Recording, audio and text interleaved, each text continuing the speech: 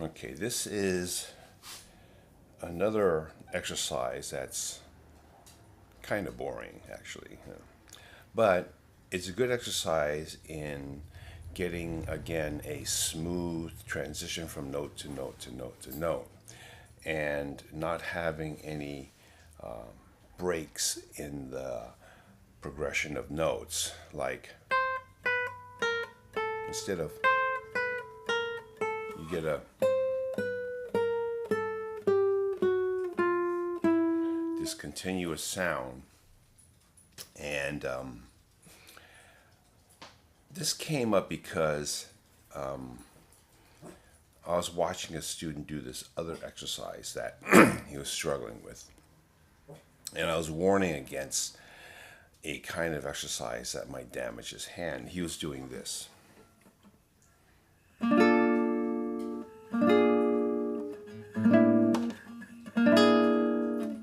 And then getting this stretch here.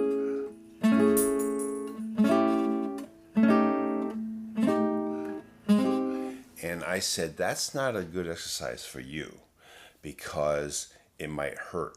And he said, yeah, it hurts right away. And I said, well, if anything hurts, you have to stop and you have to massage your fingers before you continue. That exercise requires a lot of guidance. You need a good teacher to make sure you don't damage. I know too many friends that have damaged parts of their arms or their fingers or even their shoulder. They can only play for 5-10 minutes and then the pain sets in. Once the pain sets in, it's hard to play musically because you're thinking about the pain. So I don't want anyone to practice in such a way that hurts them.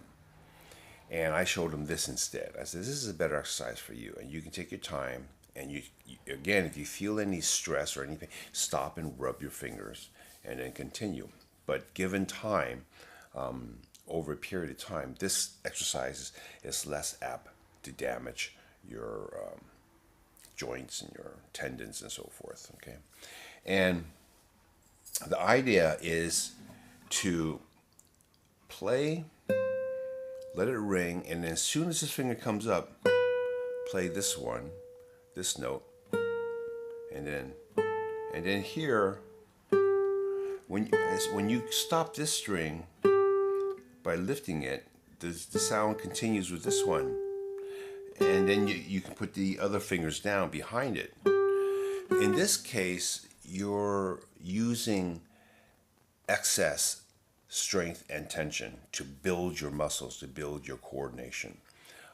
Unlike playing a piece of music where you try to use the least amount of tension, this is intentionally an exercise, and that's what makes it more difficult than something like,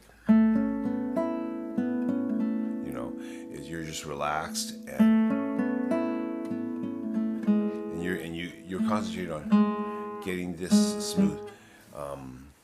This exercise is different, so you wouldn't want to practice this for half an hour. You practice it maybe 5-10 minutes. And as your fingers get longer, you can do variations of it. You can even do variations like this, where you do have a gap here and then a gap here. But that's only if you're really a serious guitarist. And for people who already play classical guitar very well, this is not going to be difficult for them, okay?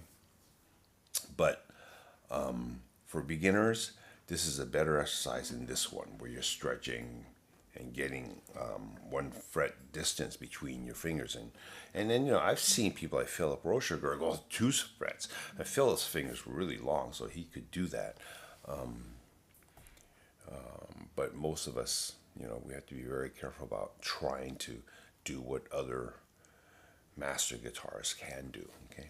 So, again, it's just a chromatic line from starting with the first string, going to the second string, third, fourth. Now, once you get this,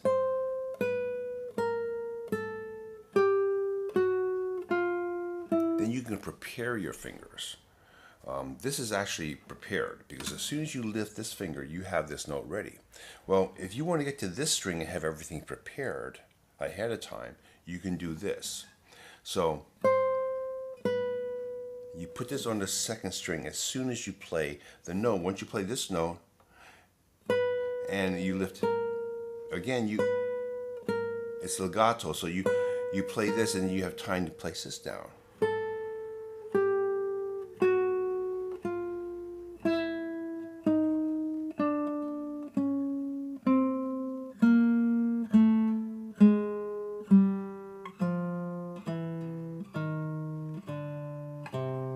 When you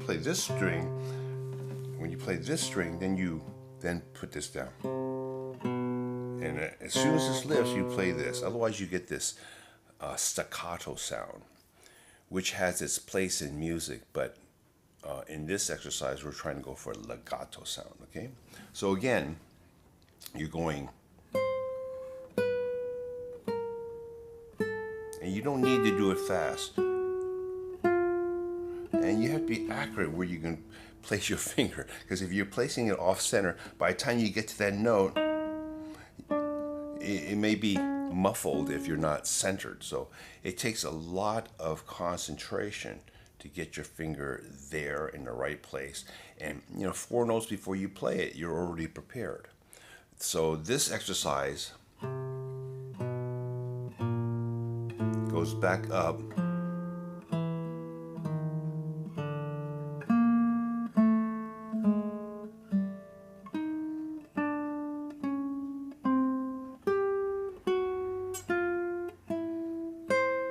And you start all over again.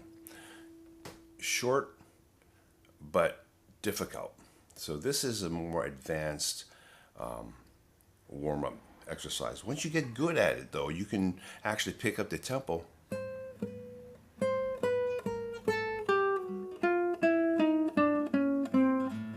And then you can, I haven't done it in years. I learned this probably when I was about 18. And I did it for a while. But there are many, many such exercises. This is just one. There was a book that came out, I think, Favorite Exercises of the Masters, and Philip Roeschger contributed. George Saculario, I know, contributed. Michael Lorimer. This was back in the 70s, mid-70s or late 70s. And there was a number of these types of exercises. So I just thought I'd throw that out there and have you guys have one more tool in your toolbox to build up strength and stamina, as well as keeping a very legato, smooth sound, which is your basic sound when you're playing not only classical guitar, but any kind of music. Playing staccato is a more of a departure from the normal sound. You don't hear singers singing with staccato usually. Generally, it's going to be a continuous line until the phrase ends. They take a breath and they continue to the next, and it's smooth throughout each line.